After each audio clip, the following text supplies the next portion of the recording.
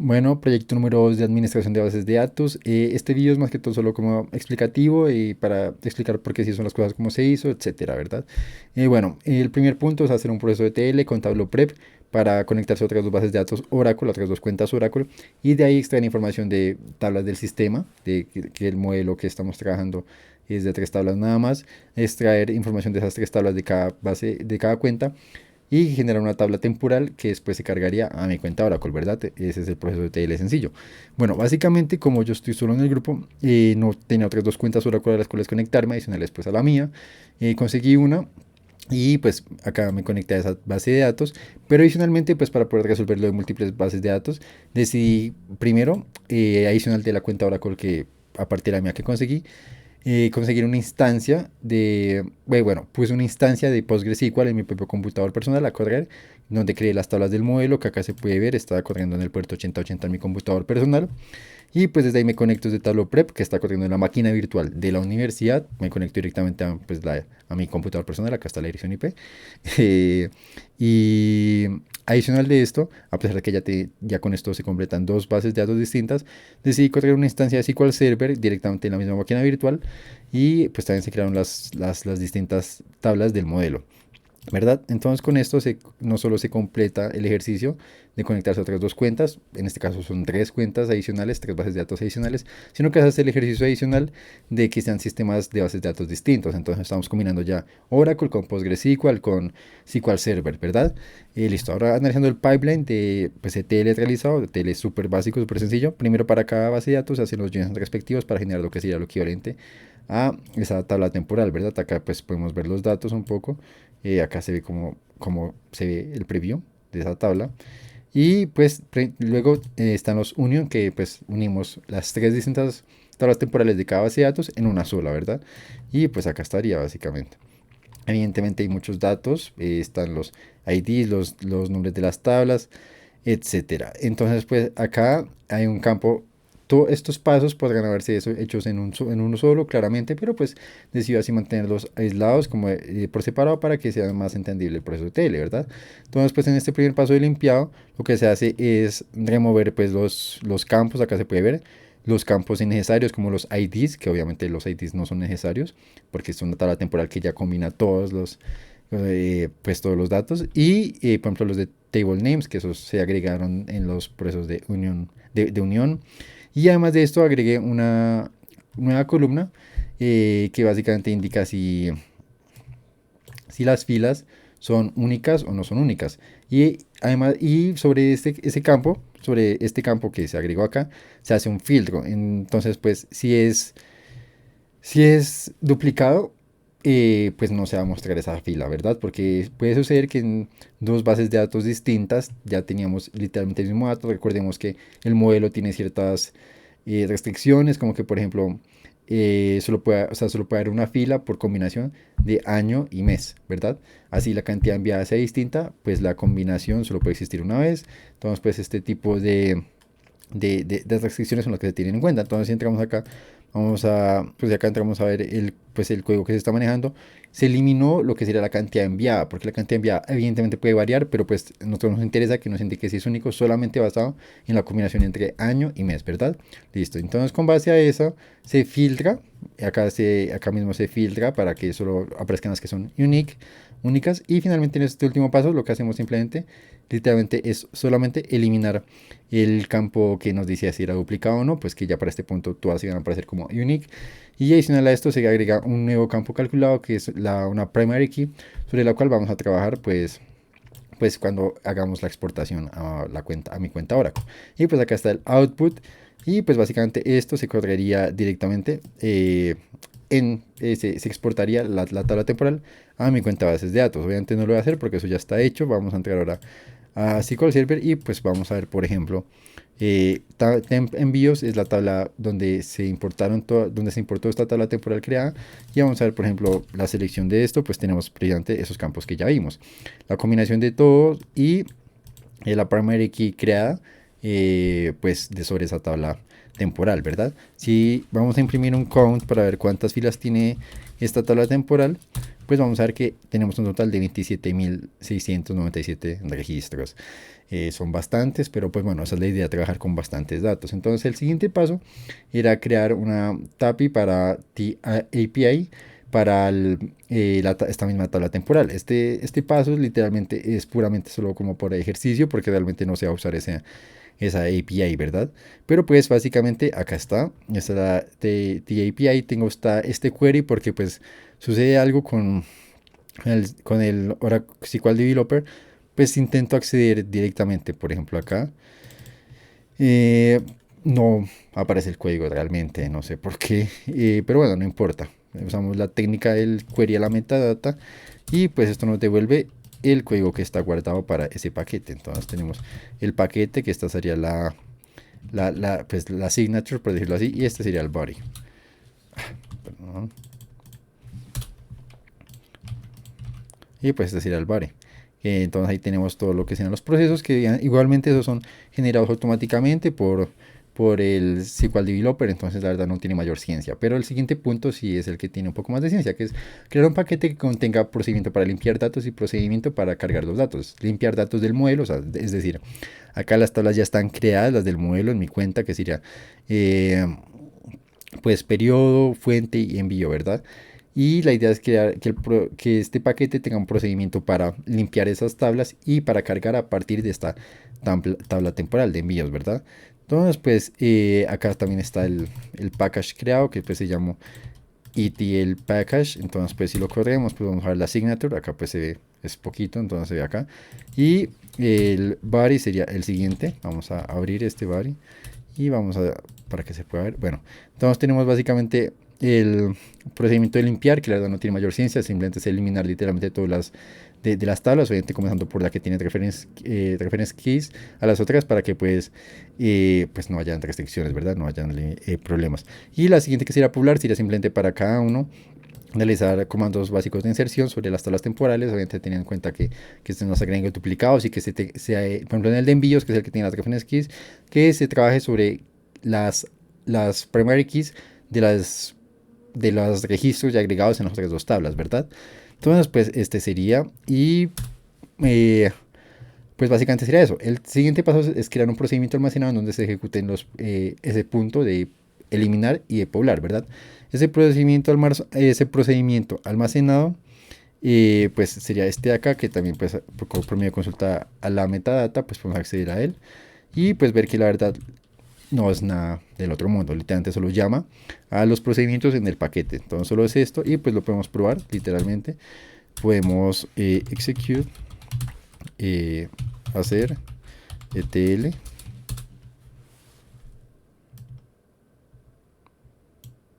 y pues con el procedimiento PLSQL terminado correctamente, pues se limpiaron y se cargaron todos los registros a las tablas del sistema, al del modelo básicamente. Entonces con esto se completaría todo lo que sería el proceso ETL del proyecto. Ahora siguiendo con lo que ya serían las consultas, se puede hacer distintos tipos de consultas para el proyecto, ¿verdad? Esas están acá. Y bueno, la primera consulta básicamente se dice qué es lo que se quiere. Se quiere una consulta bueno, tipo fetch, esa la vamos a ver después, pero una consulta de rollup que sea la jerarquía de hemisferio y continente. Sería básicamente esta de acá, la vamos a correr. Y pues acá está básicamente. Por hemisferio y continente se muestra el total enviado en cantidad, ¿verdad? Y entonces pues tenemos el total para cada hemisferio solo y el total final combinando todo, ¿verdad? La siguiente consulta es una consulta de tipo cube que tenga hemisferio, continente y periodo año, ¿verdad? Pero pues como tenemos la restricción de que no puede haber combinaciones de año y mes, pero la idea es trabajar con una gran cantidad de registros, como vimos son 27.000. Entonces, pues la única que me quedó fue aumentar literalmente el rango de tiempo, y estamos hablando de que los registros están a lo largo de como 5 siglos. Entonces, pues evidentemente serían como miles de registros si lo mostramos por años. Entonces, pues lo que decidí hacer fue cambiar el año a que sea por siglos, la verdad, para que sea más, o sea, que se pueda ver, porque si lo hacemos por años, la consulta Cube tendremos como resultado una tabla de miles de registros que no se podrá entender fácilmente. En cambio, acá lo que hice fue agruparla por siglos y pues tenemos una tabla mucho más entendible. Entonces tenemos, por ejemplo, acá para el hemisferio norte, África, tenemos el total, ¿verdad? Tenemos el total para Asia, tenemos los totales así, también tenemos el total del continente norte, del hemisferio norte, pero para el siglo 1500, el total del hemisferio norte para el siglo 1600. Entonces, pues como ya sabemos, el Cube nos da las combinaciones literalmente de todos los campos en el group by, entonces pues tenemos los totales de cada una de esas posibles combinaciones y al final pues el total de todo, ¿verdad? Y esa sería la consulta de tipo Cube. Listo. Las siguientes ya, esas eran sencillas porque pues se dice exactamente qué se quería. Las siguientes son las que requieren más explicación porque son en las que no se exige algo como tal, sino solo usar cierta función o lo que sea, ¿verdad? Entonces, pues primero se pedía una que usara tipo fetch. Acá está offset, pero realmente lo que se pedía era fetch. Entonces yo decidí para este tipo fetch literalmente usar para lo que se usaría en la vida real, y es hacer paginación, ¿verdad? Entonces hice un query con el que se puede hacer paginación. Entonces tenemos los filtros para todos los tipos de valores por los que se podrá buscar, que puede ser continente, hemisferio, cantidad enviada, año, mes, ¿verdad? Entonces, por ejemplo, tratamos de ser flexibles, como quisiéramos en una página web o en donde quisiéramos usarlo. Cuando usamos like, también usamos rangos para los años o para los valores numéricos, no usamos igual, sino rangos. Entonces, es un query bastante flexible y pues los filtros son opcionales, ¿verdad? Entonces acá esto se ve un poco raro, pero es porque obviamente pues sí, para no usar un comando PLSQL ni nada que use así o hacer el llamado desde pues una API simplemente para correrlos de acá, pues para imitar lo que sean variables, lo que hice fue crear un CTE pues que me guarda ciertas variables que acá podríamos llamar estas las variables, ¿verdad? Y pues son estas variables las que se usan acá. Entonces tenemos una estructura que dice AND y pues la variable si es null o si esa variable pues está en la condición que realmente se quiere aplicar, ¿verdad? Con esto tenemos un query que es flexible, en donde, por ejemplo, uno de estos valores puede ser null y ya el query va a entender que simplemente pues ese filtro nos va a tener en cuenta, ¿verdad? Lo podemos correr y en este caso entonces me va a buscar todos los registros, los primeros 10 registros, porque se usa también offset, que esto también sería un número, que sea una variable, si se quisiera usar este query para una API, etcétera. Entonces podemos buscar los primeros 10 registros en donde el hemisferio es el norte, en donde el continente es Europa, donde el año mínimo es nulo, o sea, puede ser cualquiera, pero que el máximo es 1850, que el mes mínimo es el segundo, o sea, febrero, y que el mes máximo es el 10, o sea, octubre, que la cantidad mínima es 1 y que la cantidad máxima es 999, pero esto también podrá, 999 es básicamente decir que permitimos todos, esto también lo podemos poner como null. Y pues como dijimos, este query es flexible, entonces con los nulls ya va a entender que simplemente ese filtro no aplica, ¿verdad? Entonces pues es un query realmente que funciona perfectamente, que podrá ser aplicado perfectamente para una API, sin necesidad de crear un query dinámico de acuerdo a los filtros, sino que el query ya pues está así, esquemado, digámoslo así, simplemente lo único que cambia es que las variables que se envíen, si son null, pues, si son ingresadas, pues se van a tener en cuenta o no, listo. Pues el siguiente query es se pedía un query que usará row number, ¿verdad? Ya entramos a lo que serían las, las funciones de ventana, entonces pues usamos una row number y bueno, para la row number lo que se hizo fue un query que es una función realmente que se pudo haber hecho de otra forma mucho más sencilla, pero pues quise hacer algo como más interesante con la exigencia de usar row number y fue lo único que se me ocurrió, para lo cual podría hacer algo chévere adicional de simplemente contar registros, ¿verdad? Y es esto que se ve acá, y es básicamente usar el row number para saber si un siglo estuvo completo o si no. ¿Qué quiere decir esto? Haciendo el partition by, acá vemos el partition by que vemos acá que es por continente, entonces básicamente estamos contando por cada uno de los continentes. Queremos ver por cada continente si sus siglos fueron llenos, es decir, ya mencioné que estamos trabajando a lo largo de como 5 siglos.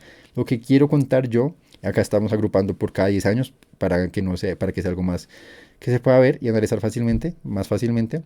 Lo que quiero yo lograr con este row number es ver si ese continente tuvo en el siglo 1500 literalmente envíos en todas las décadas. porque puede que solo haya tenido envíos de 1920 a 1930, pero que de 1940 a 50 no haya tenido envíos.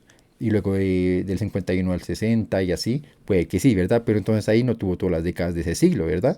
Entonces, pues se me ocurrió que eso podría ser algo interesante a usar el row number para hacer algo distinto. Entonces, como vemos, lo que hago yo es contar por el partition by, que fue de continente. Y pues hay una frase que me dice, en conteo es básicamente es que estamos contando. Y ahí me aparece una frase distinta cuando ya terminamos de contar para ese continente, para ese siglo, ¿verdad? Y me va a dar uno de los dos mensajes. O que el siglo estuvo lleno, es decir, que en todas las décadas de ese siglo hubo envíos. O que el siglo no completado, que significa que a lo largo de ese siglo, ese continente no tuvo envíos durante todas las décadas. Entonces vamos a ver el ejemplo acá del siglo no completado. Tuvimos envíos en 1700, 1710, 1720, estos son décadas, 1730, 1740 y 1750, pero ahí en adelante no tuvimos más envíos. No completamos el siglo 1700. Entonces me ocurrió que eso es algo interesante hacer utilizando algún partition by con el row number, con la función de ventana row number. Básicamente es eso, insisto, se podrá hacer si el objetivo de imprimir en qué siglos fueron completos para cada continente. Realmente se podría haber hecho mucho más fácil de otra forma, pero pues como insisto, esto es solo como para hacer algo diferente y algo más interesante con un row number, ¿verdad? Y pues acá está, importante, y acá ya se está haciendo uso de otra función de tipo de ventana, window, que es lit. ¿Para qué se usa lit? Precisamente para saber si se usa lit para saber si ya terminamos, o sea, para acceder a el campo que le sigue. Evidentemente eso es lit, ¿verdad? Pero entonces yo accediendo al campo que le sigue, veo si es menor. Porque ¿qué sucede? Por ejemplo acá, 6. El campo que le sigue es 1. 1 es menor que 6. Entonces yo sé que el siguiente campo ya va a comenzar el conteo de otro siglo, de otro continente o el mismo continente, pero es otro siglo, ¿verdad? Entonces yo ya sé que yo soy el último, el último número de mi siglo, ¿verdad? Entonces yo soy el que debe tomar la decisión. Y la decisión se hace respecto a qué. Si yo, que soy el último, soy igual o mayor a 10, pues bueno, realmente solo puede ser 10, pero la condición pues es, si soy igual o mayor a 10, pues quiere decir que completamos el siglo, ¿verdad? Porque si soy 10, quiere decir que conté todas las décadas que hay en ese siglo, que pueden ser 10 máximo. Y si yo soy 10, quiere decir que en todas las décadas hubo un envío al menos, ¿verdad? Pero si yo soy menos que 10, quiere decir que en alguna de esas décadas no hubo registro, es decir, que no hubo envío. Entonces yo por eso no alcanza a ser 10. Y si yo no soy 10, pues entonces voy a imprimir siglo no completado. Para eso se usa la función lit. Ya se está usando, pues entonces ya se está combinando dos funciones de tipo de ventana en una simple query, a pesar de que solo se pide otro nombre. Entonces pues es importante analizar eso. El siguiente es el query de calcular porcentaje. Se pide un porcentaje de participación, no se especifica qué función qué window function usar, pero pues bueno, acá está básicamente cómo se realizó. Y vemos que nos imprime no solo el porcentaje de participación, sino que un acumulado, ¿verdad? En este caso es para que no fuera siempre por continente lo que se hace es mostrar un porcentaje de participación de ese siglo en ese hemisferio, ¿verdad? Entonces acá tenemos, por ejemplo, para el hemisferio norte, la idea es contar cuánta participación hubo, digamos, cuánta cantidad de envío hubo en el siglo 1500, cuánta cantidad de envío en el siglo 1600, en contraste al total de ese hemisferio, ¿verdad? A lo largo de toda la historia. Nos tenemos que en el 1500 hubo 14%, que el siglo en el que más hubo fue el 1800. Bueno, el 1900 fue el siglo en el que más hubo. El 2000, 14%, ¿verdad? Importante mencionar que todos los datos de las tablas se poblaron de manera random, con PLSQL, TransactSQLs, pues que simplemente insertaban datos random. Entonces esto no tiene ningún sentido, pero pues solo es para el ejercicio. Y pues acá vemos el acumulado, que básicamente pues simplemente va acumulando y pues llega a 100 en el hemisferio norte y luego a 100 en el hemisferio sur. Si vemos cómo se realizó, pues vemos que usamos la sumatoria. Acá tenemos las dos funciones que son de sumatoria. Pues primero la sumatoria de la cantidad enviada, ¿verdad? Y luego la sumatoria que ya son sobre las particiones. Entonces la partición de hemisferio y la otra que es de la acumulativo, pero tiene un order by, ¿verdad? Porque sin el order by simplemente nos está mostrando la suma total de ese hemisferio, total. Sin importar qué registro sea, me va a aparecer la total. Y sobre esa es sobre la cual yo hago el cálculo, ¿verdad? Entonces pues acá vemos que es sobre esa sobre la cual se hace el cálculo de participación, que es la total. Mientras que la acumulativa, pues tiene un order by, entonces me va a mostrar el total hasta mi punto, hasta mi fila, hasta el registro en el que yo voy. Y sobre eso hace el cálculo del acumulado, ¿verdad? Y ese sería el query de porcentaje de participación. Y el último es que se pide un query con ventana n periodos hacia atrás y n hacia adelante, es decir, funciones lead y lag. Como ya vimos anteriormente, ya se usa una lead, entonces pues no hay problema. Acá se usa lead y lag, evidentemente. ¿Y para qué se usa? Bueno, se usa para lo siguiente. Se intenta usar estas funciones para hacer una comparación, un contraste de una década a un siglo después y ver qué tanto aumentará un siglo después la cantidad enviada o qué tanto disminuirá, pero también compararlo con el pasado. Entonces, para cada década la comparamos tanto con un siglo adelante como con un siglo atrás. Entonces decimos, un siglo adelante venderá, bueno, no venderá, sino que realizará 10% de envíos más. Y un siglo atrás realizaba 5% de envíos menos. Es como una vista al futuro y una vista al pasado. ¿Por qué lo trabajé así? Porque trabajé sobre décadas, pero hice saltos de siglos. Porque pues ya usamos una función lead que solo tiene acceso al registro inmediatamente después. La idea es, y se dice ventana con n periodos. Entonces pues la idea es usar el n, ¿verdad? Que sean, no que no sea simplemente el estrictamente posterior. Entonces agrupamos por décadas, agrupamos por décadas, pero las ventanas hacia adelante o hacia atrás son de 10 décadas, es decir, de un siglo hacia adelante o un siglo hacia atrás. Y pues acá vamos al resultado.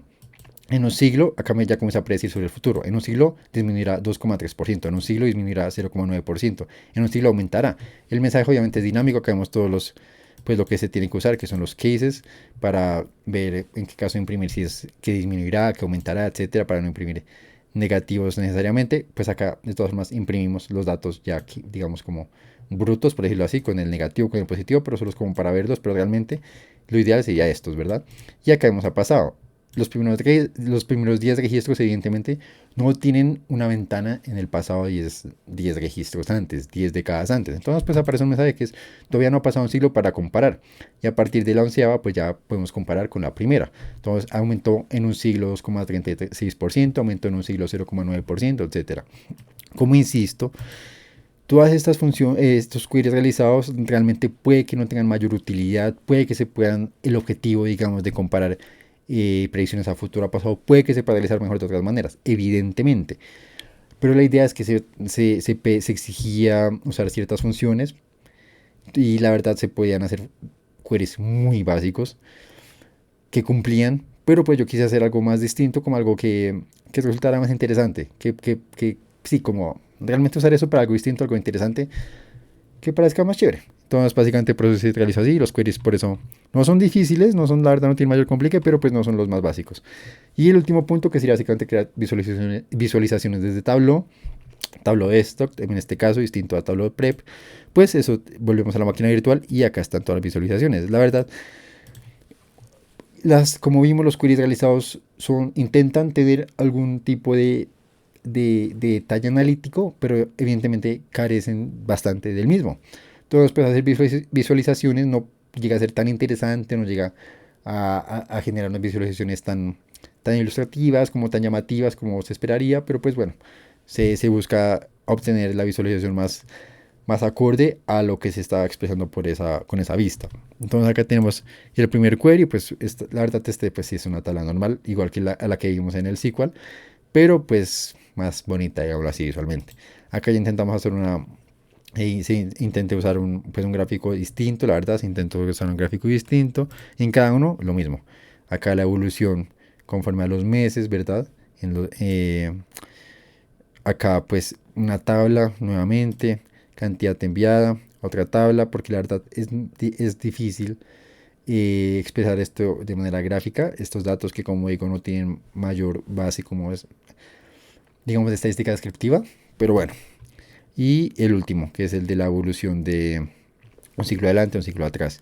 Entonces, pues acá vemos, por ejemplo, para Oceanía, el valor futuro es de menos 49,6 y el valor pasado es de 692. Estos son acumulados, evidentemente. Y bueno, pues básicamente eso sería todo del proyecto. Y sí, eso fue todo.